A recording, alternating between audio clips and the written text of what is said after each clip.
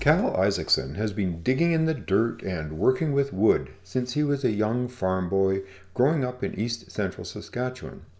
Both Cal and his wife Sam have been active members in the Saskatchewan Wood Guild for many, many years. Together, they publish an article in the monthly newsletter that glues together much of the organization's events and communication strategy. Cal is an active carver and loves bringing people together to enjoy woodworking pursuits. Today, Cal has agreed to explain how he converted his ordinary garden space into elevated raised garden beds much more suitable to standing up gardening. Here is Cal's story. I'm a member of the Saskatchewan Woodworkers Guild. 2015, I decided to build some raised garden beds because of back problems with my wife and I. This is how I started. I dug out 18 by 28 section of our garden space by tilling it and then scooping out and salvaging the topsoil, 256 cubic feet of it, and planting it in the bed over here until I got the garden beds built up.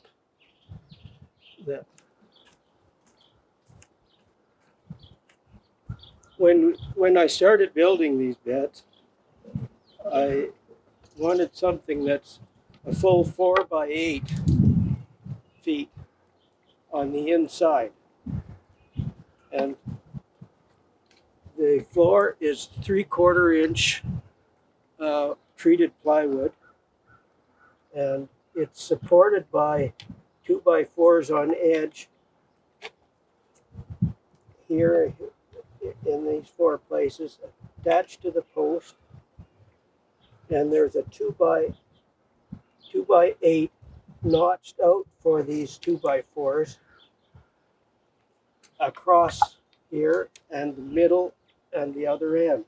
When I set the bed of the plywood on these 2 by 4s and the other cross pieces that it will be resting on, I drilled holes between the 2 by 4s in some kind of a pattern for drainage. And when the sides were put on after, they're a 2 by 6 and a 2 by 8, all the sides and the end pieces. That gives me a depth of 1 foot on the inside. And then when the sides and that were intact, then it was lined with gardener's cloth all around, right up to the top of this edge here.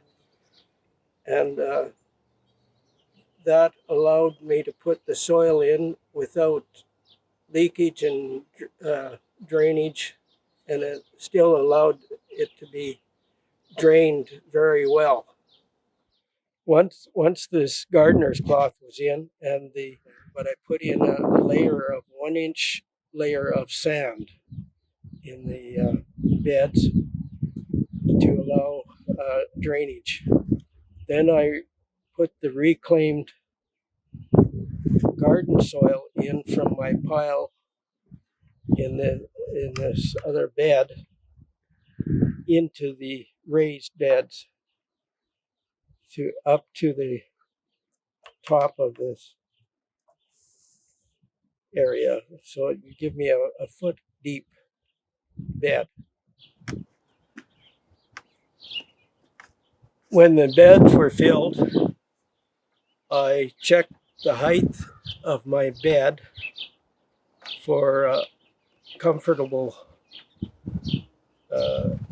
positioning. And then I put on these ripped 2 by 4s to 3 inches for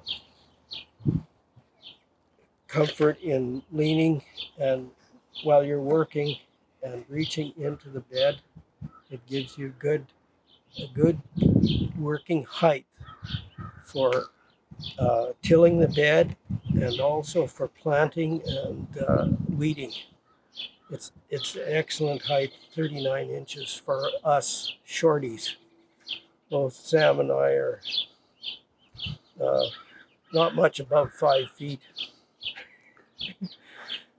and we're shrinking. So this works wonderful for us. When I initially set these beds up, I had them with each leg on a 8x16 concrete pad. And there was only one leg in the middle, which was poor engineering on my part. And each middle leg pad cracked with time and frost and weight, uneven weight distribution. So this past fall and this spring, I had to jack up the beds, take out all the concrete pads, and they are being replaced, or were replaced with 2x8, 4-foot long pads, so that all legs are resting on the same pads in each leg section. I also added a leg to the end of the 2x8 that was across the middle under the bed, supporting it that way, so that it is supported on both ends and no longer sags about 1.5 inches or 2 inches in the middle. Now it is straight and up where it's supposed to be, so it doesn't break my plywood or break the bottom of the bed. It took me quite a few days for each one to replace all the pads, take out all the concrete pads, level it, re-level it, and put in 2x8 4-foot pads on each end and across the middle. This is my wife, Sam. She's the lady that does the gardening. And she said I built these without consultation to her, but I'm sure we consulted quite frequently. She's going to tell you about square foot gardening. I've found through experience that square foot gardening works better in this situation than trying to plant in rows. And all it is, I got Cal to make me a square, 12 inches by 12 inches, but it's not quite square. So He's a good carpenter. Cal's not a good carpenter. Anyway, all I do is mark out squares and I plant my seeds in there. You may think it would take you forever, one seed at a time, but really it goes quite quickly. And depending on what you're planting in the square, depends how many seeds you put per square. For beans, I would put only like 4 plants in here. For carrots, I can plant 16. Onions, 9. And you can alternate one square of one thing and one of the other. Can try and select vegetables that like each other, that will grow as a companion. Like carrots and onions are supposed to work, but last year I think I watered my carrots too much and my onions spoiled, so that wasn't a good plan. But it's all trial and error. The first year I tried the rows, and that had issues, so I just found this works better. There's lots of books out there on the subject, and it's a kind of, you do your own thing by trial and error. It's a lot easier than having to bend down down into the garden all the time, which my back does not like me doing anymore. So I just think these work pretty well. The watering system leaves a bit to be desired, and I don't know what the answer is. They're not always watered evenly, and other than carrying a pail and a cup and watering each plant, I don't know. And that's too much work for me. So anyway, they've worked out fairly well. These soaker type watering systems were supposed to be sort of the be all and end all of good watering systems. But I find they are quite frustrating in that some rolls of the tubing will drip quite quickly, section drowning out and one section being too dry in the same bed. And there's no quality or water control that you really have on it, even with a reduction in pressure. Sometimes things will be dry in a whole area of the bed because it's off a roll that doesn't weep readily, and the other side will be flooded.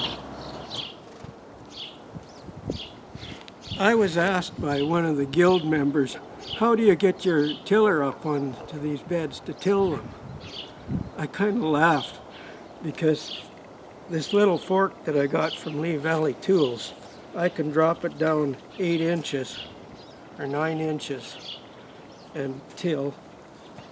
If the bed doesn't have roots to rake out, I can do a bed in 20 minutes. And sometimes when these beds get a little lower in dirt, I will add a potting soil bag of potting soil to them and then work it in. And maybe compost, sprinkling a compost over top before I start digging to fill out the bed and bring it up to speed for Sam's planting. On closing, I think these beds have been a real godsend for us, for people with bad backs and from working and other problems. It's really helped us to have a garden that we can be happy with and proud of, and vegetables for all winter out of them. It's great. I'm glad I tried and designed them fairly well without any plans that I could find any place. It's been good. Thank you very much for watching this, and we'll see you at the meeting.